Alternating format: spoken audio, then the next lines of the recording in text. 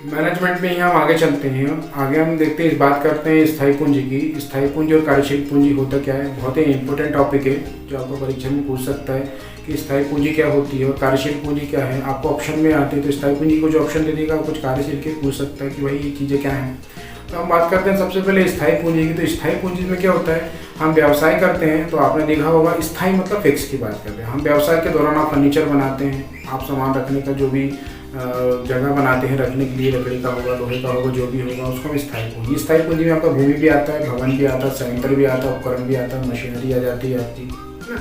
तो जितनी भी एक फिक्स आपके बिजनेस में जो चीज़ें रखी जाती है उसको हम क्या बोल देते हैं, स्थायी पूंजी बोल देते हैं। बिना स्थायी पूंजी के आपका बिजनेस स्टार्ट नहीं होगा। भाई आपने कारखाना लगाया है तो ये भी आपकी स्थायी पूंजी। आपने भवन लिया है, भूमि लिया है, उसमें आपने संयंत्रों को स्थापित कराया है, किसी चीज़ का प्रोडक्शन करना चाहते हैं तो ये सब स्थायी पूंजी में आता है। ठीक है, तो देखिए स्थायी पूंजी को कौन कौन सी चीज़ें प्रभावित करती हैं वो हम पढ़ लेते हैं। तो देखिए कौन कौन सी इसको तत्व प्रभावित करते हैं। तो पहला है व्यवसाय की प्रकृति, की आपकी व्यवसाय की प्रकृति कैसी है।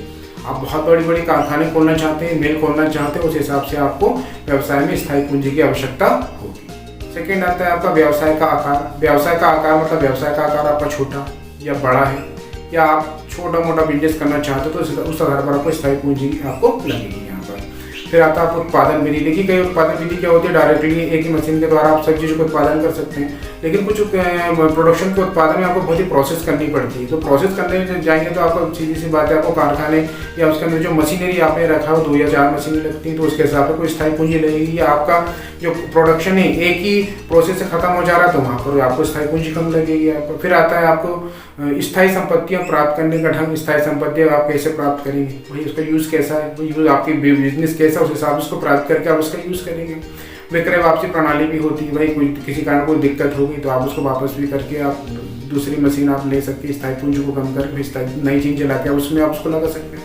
फिर आता है आपका उत्पादन का आकार। उत्पादन का प्रकार मैंने अभी बताया आपको कि उत्पादन का छोटा है, बड़ा है, किस तरीके का उत्पादन। नहीं पता चला आप सुई बनाने जा रहे हैं और आपने बहुत बड़ा कारखाना खोल लिया, तो ये तो गलत बात है। ये भी बड़े बड़े कारखाने आपको एरोप्लेन बनाना हो तो वहाँ पे लगते हैं आपके, तो उस हिसाब से आपको स्थायी पूंजी की आवश्यकता होती है। ठीक है, फिर आता है आपका भाई निर्माण प्रक्रिया। निर्माण प्रोसेस की बात की है, प्रोसेस के अंदर कई चीज़ें वहीं एक ही प्रोसेस में खत्म हो जाती है और कई चीज़ें तो लंबे लंबे प्रोसेस में खत्म होती है, तो उस हिसाब से आपको यहाँ पर स्थायी पूंजी की आवश्यकता होती है। ठीक है, उसके बाद आता है आपको मशीनीकरण। मशीनीकरण की व्यवस्था आपको करनी पड़ती है। आपको जो भी कारखाना तो मशीनीकरण आपको लगना ही लगना है, तो उसके लिए आपको स्थायी पूंजी की आवश्यकता होती है। फिर आता है टेक्नोलॉजी। में टेक्नोलॉजी का ज़माना है, नई नई चीज़ें आती जा रही हैं, तो नई चीज़ें आपको बनाना है तो आपको नई नई मशीनें बुलाना पड़ेगा, उस हिसाब से आपको स्थायी पूंजी लगेगी।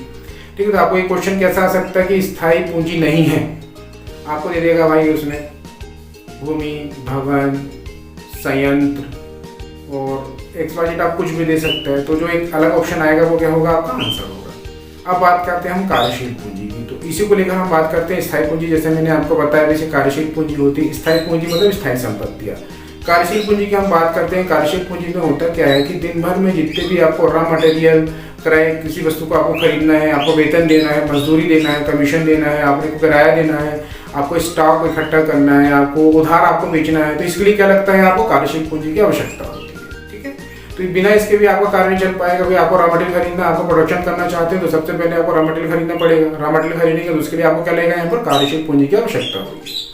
तो देखिए इसको प्रभावित करने वाले तत्व भी होते हैं। क्या होते हैं देखिए आपका, जैसे व्यवसाय की प्रकृति। व्यवसाय की प्रकृति कैसी है उसी हिसाब से आपको कार्यशील पूंजी लगेगी। व्यवसाय का आकार छोटा है, बड़ा है, उस हिसाब से आपको कार्यशील पूंजी लगेगी। क्रय विक्रय की शर्तें आपके सामने कैसे हैं उसी आधार पर क्रय विक्रय की शर्तें भी होगी ना। बिजनेस करेंगे तो भाई आप सामने वाले को बेचोगे तो शर्तों से बेचोगे, उस हिसाब से सबको कार्यशील पूंजी क्या लगेगी। व्यापार चक्र आपको कंटिन्यूस है या आपको थोड़ा समय चल रहा है, थोड़ा समय के बाद बंद कर दे रहे हैं आप, उस हिसाब से आपको कार्यशील पूंजी लगेगी।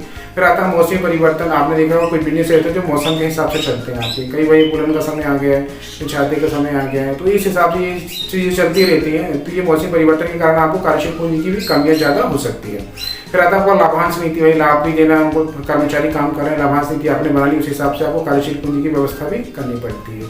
सामग्री की लागत घट रही है, बढ़ रही है, दिन दिन आप देखेंगे कि भाई प्रोडक्शन की जो है कॉस्ट बढ़ती जा रही है, उस हिसाब से आपको कार्यशील पूंजी भी लगानी पड़ती है। फिर आता है आपको स्टॉक की स्थिति आपको बना के रखना है। भाई मान लीजिए कि बहुत बड़ी मात्रा में आपके सामने मांग आ गई है तो आप डिमांड की पूर्ति नहीं कर पा रहे हैं, तो आपको स्टॉक भी रखना पड़ेगा, उस हिसाब से इसको बिजनेस में आपको कार्यशील पूंजी की आवश्यकता भी होती है। फिर आता है आपका संचालन। संचालन में आपको बहुत सा टोटल आपको पूरे व्यय आ जाते हैं जो कि इस कार्यशील पूंजी के द्वारा प्रभावित होते हैं। तो बिजनेस के लिए कार्यशील पूंजी का होनी बहुत ही आवश्यक होता है। तो मैंने अभी एक क्वेश्चन बनता है आपका इसमें, एक ने बहुत सारे क्वेश्चन बनते हैं कि भाई स्थायी पूंजी क्या है। अभी बताया था, जैसे पूछ लिया भाई स्थायी पूंजी कौन कौन सी है, तो भूमि, भवन, संयंत्र, उपकरण ये स्थायी पूंजी होती है। आपसे पूछ लिया कार्यशील पूंजी कौन सी होती है, तो इसमें कच्चा माल आ जाता है, किराया आ जाता है, आपका वेतन आ जाता है, मजदूरी, किराया, स्टॉक आदि चीज़ें आ जाती हैं आपकी। तो ये पटवारी एग्जाम के लिए बहुत ही इंपॉर्टेंट है, आप पढ़ लीजिए।